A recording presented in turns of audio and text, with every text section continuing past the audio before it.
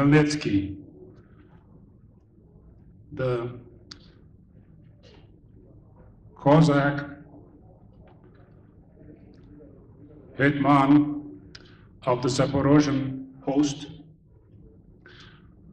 who lived between 1595, 1657, and is no doubt the founder of the Zaporozhian host Cossack state, which lasted up to the end of the 18th century. So this is on his 400th anniversary that we are pleased to dedicate this celebration to his memory. He was successful in leading Ukraine's uprising that turned Ukraine's history around. In 1964,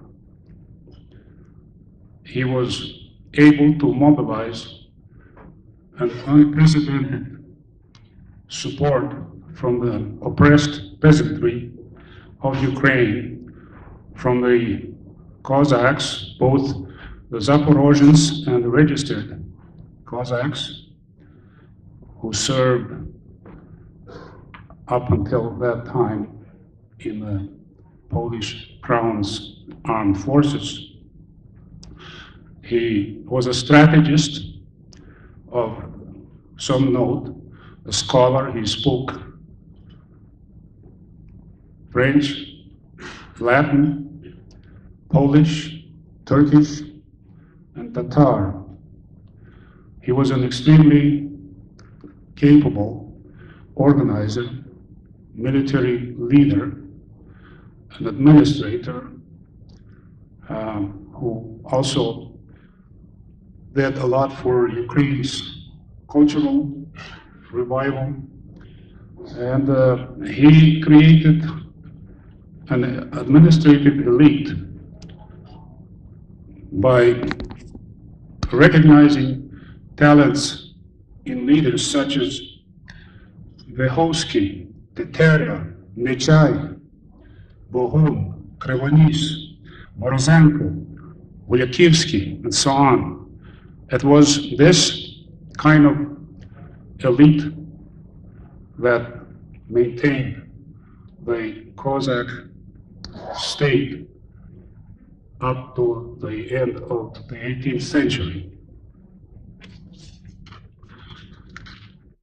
Our special guests tonight are 5 gentlemen from Saskatoon. These are the members of the Saskatoon chapter of Free Cossacks, names Baida Vishnevetsky. 2 of these gentlemen go by the name of Baida, and they probably could track their roots like to the famous Baida Vishnevetsky, who was the original organizer of the Zaporozhian siege host. These gentlemen are Taras Baida. Would you please stand, each one of you gentlemen, and be recognized? Joseph Baida.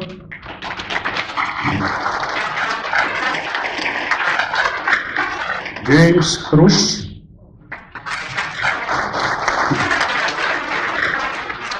Taras Tulek.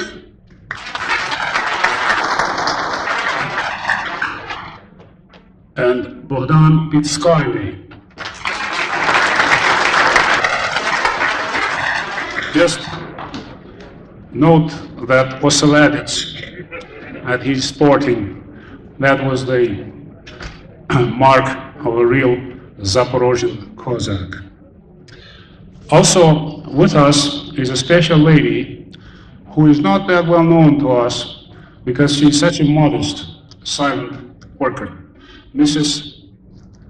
Irene Riznek.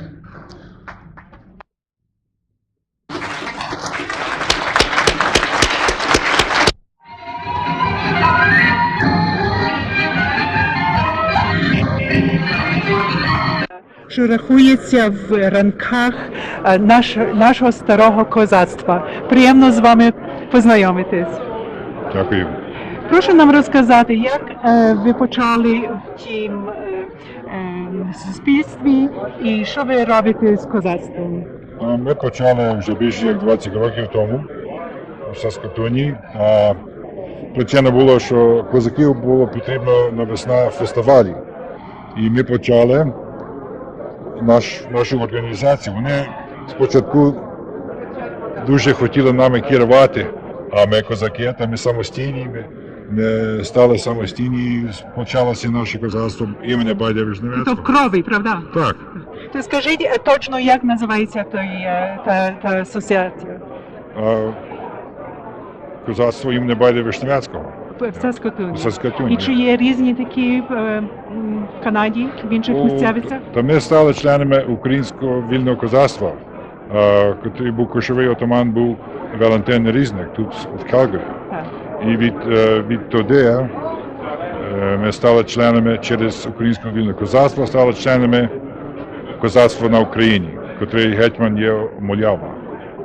Fantastic. Well, we are very happy to have you here for this evening. Well, it's a pleasure. And I know that our Zabava is going to be a lot of fun. We're just about to start the festivities, and your Cossacks have made the entry. Extremely exciting for everybody, so we're just waiting to see what's next. Well, we've had one shave his head once a year. Once a year. Jim there, he Yeah, had his shave he last looks year. wonderful. He looks Thank you very much. Дякую. Добра ніч.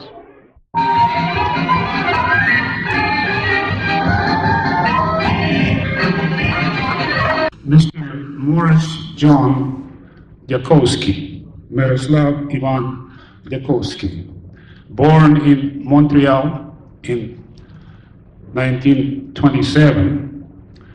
He took his high school studies in Montreal, moved to McMaster University for his BA in English and philosophy, and obtained a master's degree in English literature back in 1949.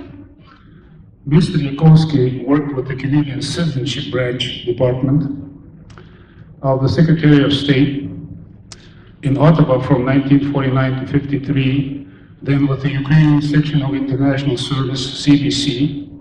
In 1954, he joined the New York office of the Radio Liberty, went to Munich. In 1959, in Munich, he was program advisor, Ukrainian and Belarusian desks, manager, news desk, program advisor, Russian program manager, and assistant director of program operations. Morris Diakowski returned to Canada and joined the Ontario government in 1975 and has been busy in the field of multiculturalism. He later worked with Ministry of Community and Social Services as coordinator, Native Services. He retired in 1992.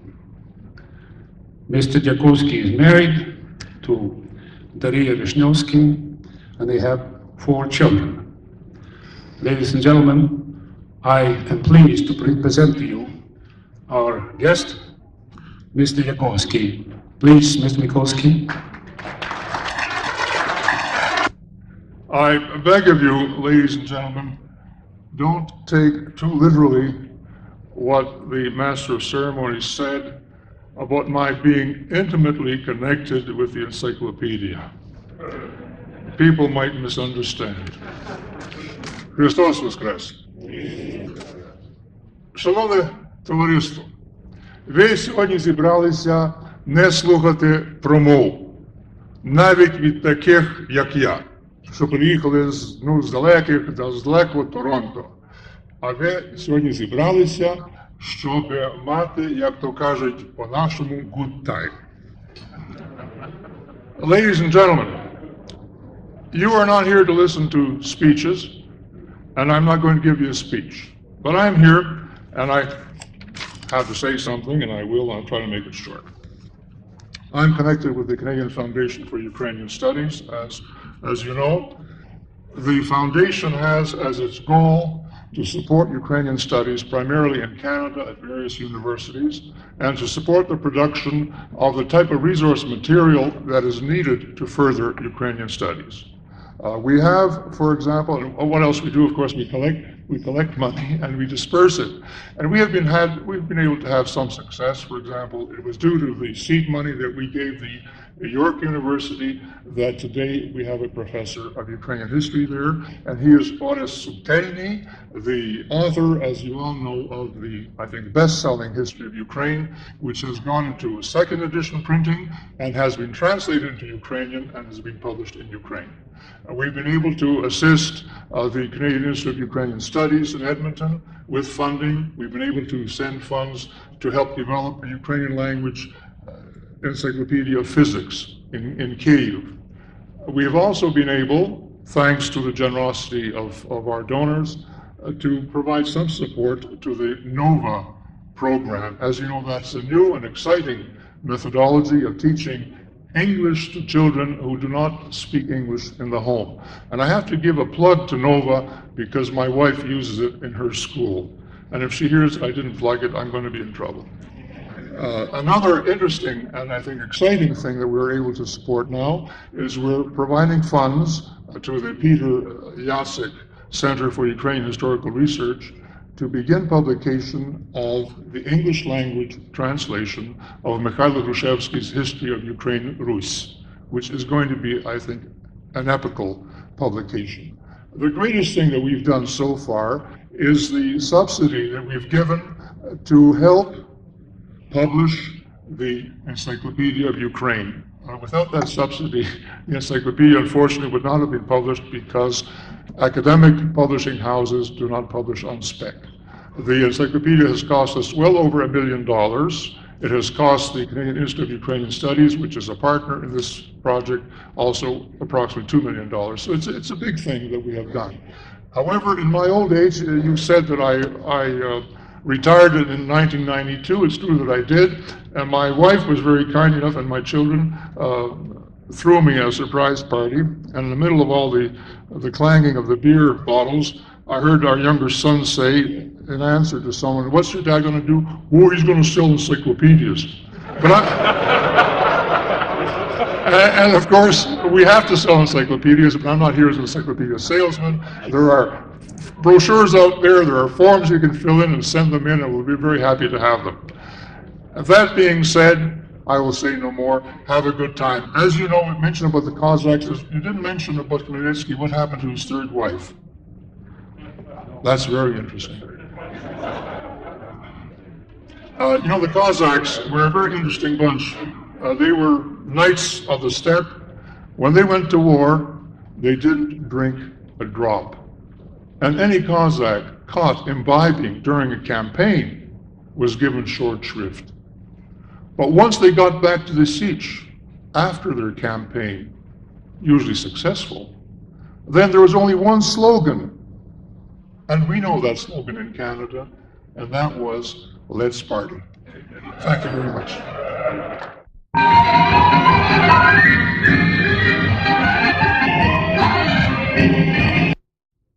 Tonight we have the pleasure of presenting the Verkhovena ensemble from Edmonton. Notice that I pronounced Edmonton correctly this time. The ensemble consists of the Verkhovena choir and Dunai dancers, a unique ensemble which has the ability to combine forces and blend song and dance in ambitious and exciting ways. They toured successfully the eastern United States and some parts of Canada to celebrate their 35th and 20th respective anniversaries. So they have been around for some time. The choir is being conducted by Helena Lazurko, a former Calgarian and a past Veselka ensemble conductor, while the dancers are under the artistic direction of Kim and Andriy Nahachevsky, both Edmontonians. The ensemble will be performing at the Montreal College tomorrow, 3 o'clock in the afternoon, and they would love to see you there to witness their complete repertoire. And I would highly recommend that you do so and support these young people in their efforts. Ladies and gentlemen, it is my pleasure to present to you the Verkhovena Ensemble.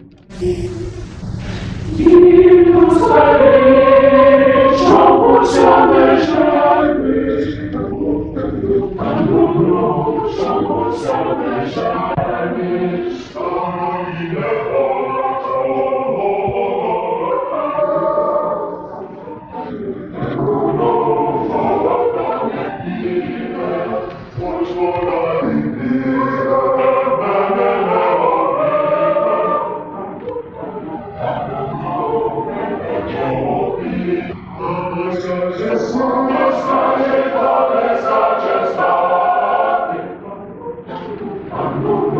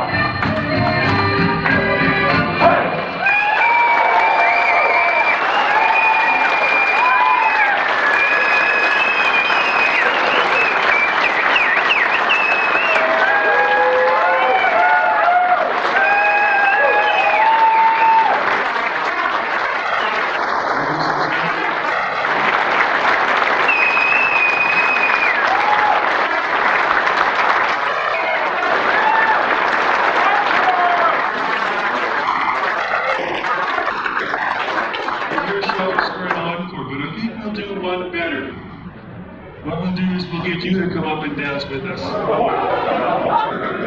Sure. One of the dances that was very popular in Canada, in Western Canada, when the Ukrainians came, was exactly a dance called the Kovenal. This was a dance that my grandparents and probably many of your grandparents and parents liked very much. It was popular in the prairies. Nowadays we know a dance that's a little bit similar. It's called the butterfly. In any event, if it's possible now, I'd like the dancers in the choir to come on back out, and let's get many people from Calgary also to step out onto the dance floor.